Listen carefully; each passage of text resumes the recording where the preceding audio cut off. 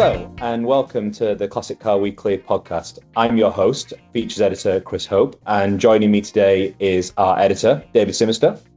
Hello, how are you doing? And our staff writer, Jesse Billington. Hello. So, as always, we'll be having a chat about some of the things that you can read about in this week's bumper special issue. First of all, before we get into all of that, how are we, guys? Yeah, pretty good. I don't think I've been quite as busy as you guys because you've been all over the place with events over the previous weekend. I had it quite easy. I was away on a little trip instead. So, no peace for the wicked, it seems. Yeah, I've very much been on the road this week. I left been to Vista Motion not once but twice over the past few days. So I went to Wheeler Dealer Live, the first event on which was last Sunday, which again you can read about in the latest issue, and I was there 2 days later for the latest conference from the HCVA, the Historic Classic Vehicles Alliance. So lots of interesting things coming out of that, which you'll be able to read about in a future issue of Classic Car Weekly. Yeah, we've got absolutely loads going on at the moment. We're actually a day late making this recording after a busy day in the office yesterday. Start as we always do. Let's have a chat about our cars. Jesse, any progress on the midget?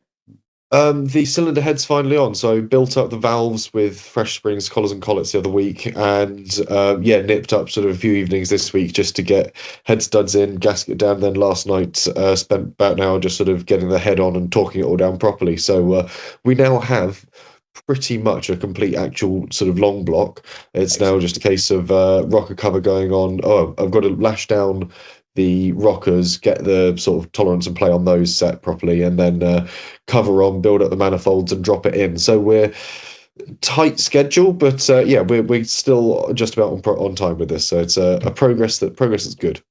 Good. And anything on the MX-5, David? Nothing of late because it's I've been too busy. I've been here, there, and everywhere. So it's been sat on the driveway in Southport while I've been in Bicester. I'm currently in our big offices in Peterborough. So it's been sat a little bit unloved while I've been sort of racking up the miles and the events. No, absolutely fine, pal. Well, I'm going to be talking about the Mini quite a bit later on in terms of the various sort of things I've been doing with it. My little gripe though is that I discovered that the Speedo cable is not the easiest thing in the world to extract. So I one night with the best of intentions got the car jacked up, wanted to have a look at how easy it would be to remove. Looked at it from above and decided there's absolutely no chance of me getting from it that end sort of thing. So to get it from the back of the speedometer is easy enough. You just open the engine bay and you can get it through the bulkhead. But attached to the transmission tunnel, I thought I'd be able to get it from underneath, and it turns out there's a drive shaft in the way. So I came away defeated, picked up my phone, started having a look at what people recommended. Seems to be the done thing is removing the radiator and or dismantling the exhaust system. So I've got that to look forward to. There is some hope in that apparently some people have managed to have success using something called a sink wrench. I'm no plumber. I've never used one before, but apparently you can sort of manipulate it into place and it can get a decent enough grip on the cable to start undoing it. I'd really like to give it a go for the sake of maybe spending a tenner on a tool, but yeah, we'll have to wait and see on that one. You're Googling it now, aren't you, Jesse? I am Googling it now. Yeah. It's to avoid the innuendo, a long shaft with like a little sort of hook on it, and it can just sort of nip over and grab because it's like a threaded sort of thing on the end of the transmission tunnel. So if you can get any sort of purchase on it, but yeah, just it's more than finger tight. So there was no way that I was going to be able to sort of, for all I've got, I can just about feel it and get it. I need something to sort of try and extract it, sort of thing. So yes, I've got that to look forward to in amongst other jobs, sort of thing. The engine does need to come out, and it's hopefully going to come out over winter, so that I can address the many oil leaks that it has. But I'd really like to have a working speedo, ideally, sort of thing. Just useful to know what sort of speed you're doing through town centres with myriad cameras and things. So, but yeah, minor gripe, particularly as I say, I'm actually sort of out and about in my car, and I know Jesse, you're getting there, sort of thing. So, but still a little bit of work to do. So, We look forward to seeing you in the magistrate's court later this year, Chris. Yeah, using that as a legal defence. Touch wood, touching the table, touching the dining room table here. Yeah, definitely. So yeah, I sort of alluded to this week's issue. It's a bumper special issue themed around the various sort of summer events that have been taking place. So one of the big things to come out of this particular issue was that we've got a lot of reasons to be really quite encouraged about the state of the classic car hobby currently. We interviewed a number of sort of experts and personalities, and they all sort of shared that view that things are doing really, really well right now, sort of thing. You know, there's more affordable cars that you can get your hands on. Car clubs are collaborating, and this is resulting in some sort of, you know, brilliant, fantastic events. There's all sorts of new shows that you can attend, car and coffee meets and things like that. And there's technical developments going on all the time that just make restoring cars and keeping our cars on the road that bit easier. So, David, so it was your sort of idea to sort of go to these experts and see what their take on life was. What was your view on it? Well, I think it certainly strikes me that the classic car industry is changing, and I think that means that there will be winners and losers, of course, with anything that changes. The thing that struck me is that if you're a club or a specialist or someone looking to get into the hobby, if you're agile and happy to roll with those changes, then potentially it's a really good time to sort of get into the hobby or to expand. We talked about the softening of prices. That means that it's a really good time to be able to pick up cars that perhaps have already had work done on them. We have a piece later on in the issue where we've all driven some of the cars that we think are really good buys for this summer, and the one that struck me was the Hillman Minx I've been driving around in, and that had been doted on. It was absolutely beautiful 50 Survivor, and yet it was the estimate's 3 to 5K, which is stonking value considering how much metal you're getting there for the money. If you were to buy one for sort of 1,500 to £2,000 that needs a load of work, you'd spend an awful lot more than that car's ever going to fetch trying to get it into good condition. So actually some really good opportunities there. Equally, we've seen the world of events change. We've seen the growth of things like coffee meets and car runs, that sort of thing, and maybe that means some of the more traditional, longer established events are having to compete a little bit harder. But equally, it means if you're buying an old car, there are so many different things that you can do now to get involved. And technology is changing too. We've seen the growth of things like cheaper 3D printing as well. It's easier than ever to get in touch with experts to keep your car on the road. So it shows that as long as you're prepared to kind of roll with this new technology and the way that things are changing, it is a great time to be on our hobby. Yeah, I mean that Hillman Minx sort of really demonstrates it's a bit of a generalization, but the Minx very much shows that 1950s saloons in particular, you can get a really quite genuine bargain and get a lot of car from your money from that sort of thing. So, and I mean even Jesse, you with your car, which was very much on brand, if you don't mind my saying, sort of thing. But again, heck of a lot of car for the money. Yeah, the big old Dodge was an obscure choice, sort of sifting through what our options were for this shoot, and I was like, I quite like the Dodge because it sort of shows that you can get a proper variety of things within a fairly reasonable budget, and parts availability in America for these is sort of still fairly continuous, and you've just got to cross the hurdle of getting it sort of shipped over to the UK. But there are people that can sort of help with the importing, getting hold of them. So yeah, sub 10 grand, you can get this sort of very big, very comfortable car that reasonably could sit sort of 4 people in extreme comfort or 6 in still relatively good comfort. And it being front bench seating, you can do that, can't you? So yes, yeah. And yeah, while it's not an out and out performance car, it's also a really good sort of baseline for if you wanted to restore something for sort of doing 1940s reenactments, perfect for sort of very much the sort of US staff car look, or sort of go down the route of building your own hot rod. It's the perfect platform for it, and they weren't exactly uncommon cars. No one's going to sort of hold the torch to you and sort of begrudge you for modifying this sort of beyond its original purpose and making something quite interesting and unique. So yeah, for a sort of sort of an interesting way of looking at the sort of health and wealth of the hobby.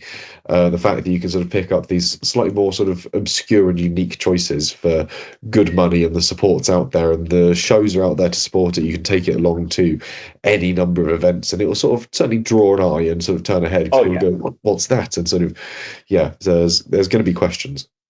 I mean, you mentioned the sort of the modifications you can carry out. They're quite easy to carry out in an engine bay with so much room in it, sort of thing. So it was a 6-cylinder, wasn't it? But yeah, this was the inline 6, but there is no reason that you could quite easily buy sort of a Chevrolet 350, drop that in, or a sort of Mopar 385, slot that in, and be quite happy with a wealth of performance, and just lash it up to a standard GMT transmission. Mm-hmm. Well, I picked an MGF Trophy. Again, the reason I picked it was primarily because it just sort of strikes me that when I see these modern MG sports cars on the road, it tends to be the later MGTFs, to the point now where sort of, the more curvier sort of front of the MGF sort of stands out to me now. So, and yeah, obviously the trophy is the performance model, 160 brake, and yeah, you felt it very much so, sort of thing. So epic handling, really sort of trigger sharp sort of throttle. It was just a genuine hoop sort of thing to sort of fly around in, sort of thing. So yeah, it's obviously that tenacious grip and that incredible handling does come at a little bit expensive, a little bit of ride comfort. But when the mood takes you, I can't think of a better car really sort of enjoy some top down motoring on a Sunday afternoon. So yeah, no, so Anglia Car Auctions is where we went to find all of those cars. David, I believe their auction's coming up next weekend. Is that correct? 14th and 15th of June. It's going to be a good sale by the look of it. There's hundreds of cars to sort of see, so definitely worth a look, and obviously pick up our issue if you want to see what the rest of the team had a look at. But getting back to some of the other things in the special issue, obviously the summer season is all about getting out and about and in our cars and enjoying the various events that are taking place, and that's exactly what I did last weekend, along with our managing editor James Sadlier.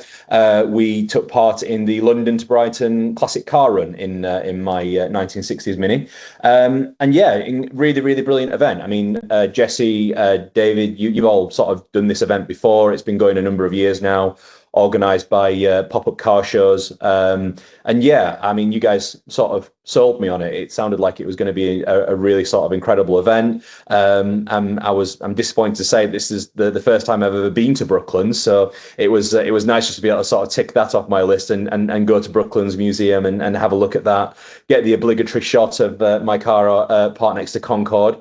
And yeah, just the route that the organisers picked out was really good.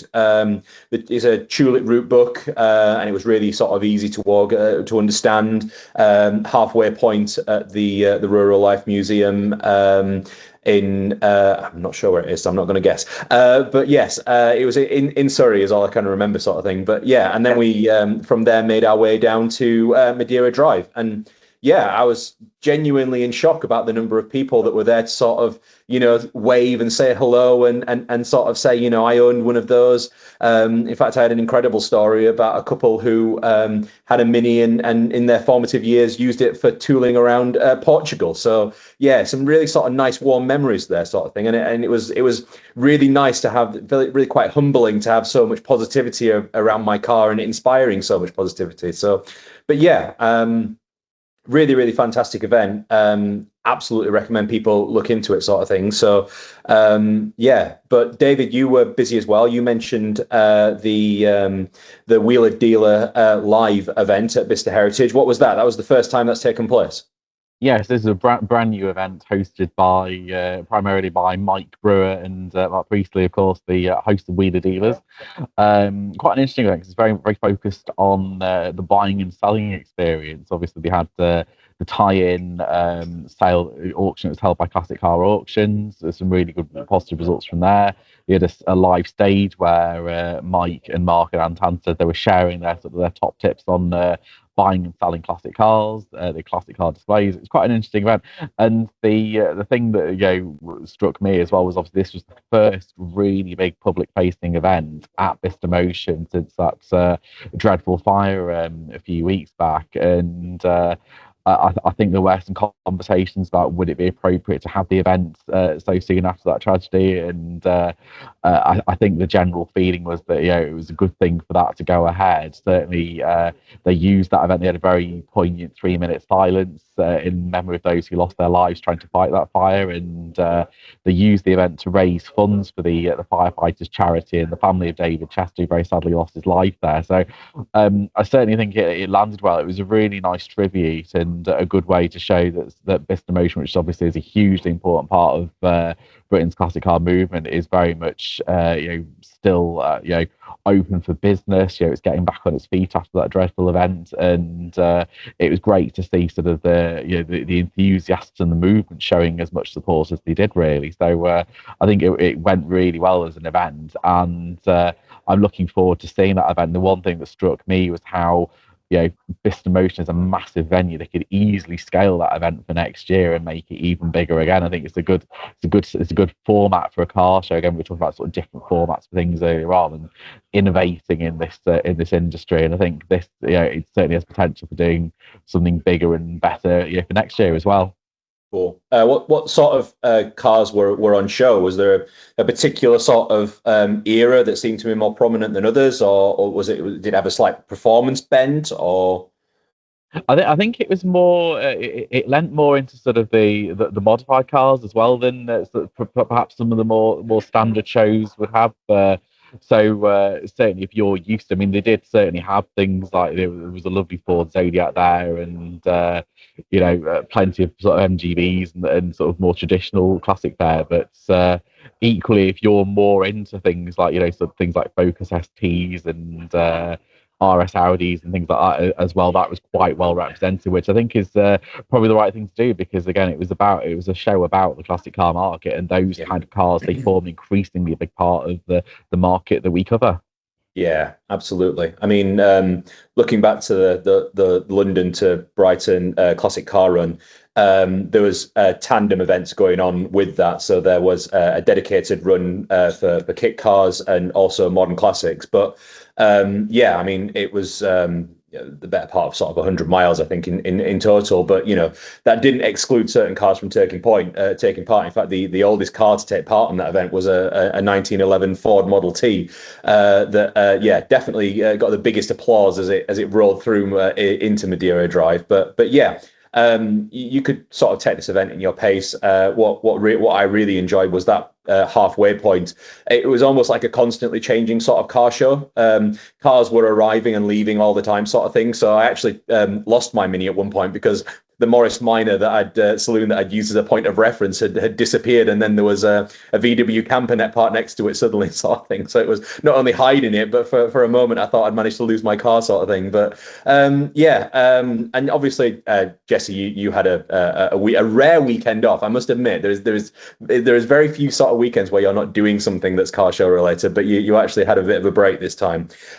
We did, however, cover some other events in this issue. So as well as the London to Brighton Classic Car Run and Wheeler Dealer Live, there was Coventry Motor Fest last weekend as well. There was also Classic Stony, in addition to not one but two events at the British Motor Museum in Gaydon. So there was a massive gathering of Ford Transit to mark 60 years of the ubiquitous van, and there was also the Mini and Metro show. I was a bit disappointed about that clash. I did want to get to that event, sort of thing, but I've definitely put in the miles, sort of thing, so it can be one that I can maybe look to sort of do next time. I mean, there's also some other bits and pieces that we can look forward to in this issue. I'm actually going to hand over to you now, Jesse, because obviously we've been talking about some of the events that have taken place, but there's plenty more to come this summer. In fact, you've managed to find no less than 40 events that you think people should be marking in their calendars. Yeah, it's a busy summer, really. I think putting together the sort of events list is always quite an interesting one, because it's a hard thing to try and whittle it down to 40, because you're sort of looking at going, oh, well, that's quite important. That one has a huge following. This is a really unique location. So trying to narrow down which ones you pick from where that offer something different for different sort of classes of classic, for people that are looking for different things from their shows. It's never an easy task, and then sort of trying to cram as much information about each one into sort of maybe 120, 125 words. But you're sort of going, oh, but there's a lot of very interesting things happening at a lot of shows these days. They've realized they've got to offer more than just cars in a field. And the fact that so many shows have really cottoned onto that, really sort of grabbed hold of that idea, and they've got the additional displays. When you've got even motorsport weekends, you look at things like Super Touring Power. Yeah, they've got these great classes of touring car racing going around, but there's also going to be displays. There's going to be showcases of people that have built replicas, that have bought cars inspired by watching touring cars through the years, and then you've got the open paddocks to it. So there's this constant, really pleasant evolution to see, but it makes my job each time we do one of these trickier and trickier, which is a great thing to have, really. It's a sort of one of those positive hurdles to clear. But there's 40 unmissable events we've tucked into this week's issue, and everything from sort of pretty much sort of events happening the weekend of, all the way through to stuff. I think we've stretched it as far as the end of September. I think I said the Autumn Classic Racing Festival at Castle Combe is just about as far as I want to stretch it for summer events, given it is officially called the Autumn Classic. But so everything from auto jumbles, racing events, supercar weekends, and a few little trips and bits here into Europe as well. Oldtimer Grand Prix, Traverse de Paris, and literally in Paris. There's a few different bits and pieces, from sort of big American things to fizzy little minis at Brands Hatch. There's a good spread. It's quite a fun and eclectic mix. It's food for thought, sort of thing. Obviously we're not expecting everyone to go to all of these events, sort of thing, but hopefully there's a few that'll sort of grab your fancy and that you can hopefully get along to, sort of thing. So I think it's really sort of interesting what you talk about, events having to sort of do something different. I reckon there absolutely was a time where the Ford Transit Owners Club and those behind the Mini and Metro meet would want to have distinct shows. They wouldn't want to be sharing space with one another, sort of thing. But I think there's been a change in viewpoint now, and it's people who love all cars, and having that choice of sort of having that mixture, having that sort of differing points to look at, sort of thing. Just it adds value. You might well have just gone to look at minis, but there's every chance that you're going to go admire some other vehicles as well while you're at it, sort of thing. And obviously those that went to that particular event obviously have access to the museum and the collection centre as well. So it's that kind of thing that events are looking to do now. It can't just sort of be just a one-trick pony. There has to be a little bit more to it. Finally, one of the other things that probably is worth mentioning is that we do have our Father's Day gift guide in this issue as well. It's next Sunday. If you have forgotten, whether it's a case of finding something for dear old dad, or whether you're looking to sort of find some prompts and for yourself that you can ask the kids to get you, we've got again 40 gifts that you can look through, and hopefully find something that's really going to put a smile on either their face or your face. So. Gents, that sort of brings us towards a close. I'll mention that we have got some really interesting content coming up in next issue. So our issue on sale June 11th. The lead feature is going to be looking at 50 years of the Vauxhall Chevette. We're going to be looking at how it was that it came about, and also how it was that it was marketed, the kind of people that bought it in period, because interestingly, it was as much aimed towards sort of younger men as it was sort of perhaps sort of wives as well, sort of thing. And writer there, Andrew Roberts, does a really excellent job of sort of examining how this one car can sort of be many things to all people. And then we've got another brilliant The Way We Were scene from yesterday. This time we're in Gloucestershire, looking at the brand new opening of a motorway services in 1966. So that I'll bring it to a close there. Thank you very much for your time, gents. Look forward to doing this again with some of you, hopefully again next week. Always a pleasure. See if we can put it together. Thank you very much. Thanks, guys. Bye. Thank you. Hello, and welcome to the Classic Car Weekly podcast. I'm your Hope. You're our Hope, Chris. Host. I'm our Hope. Okay.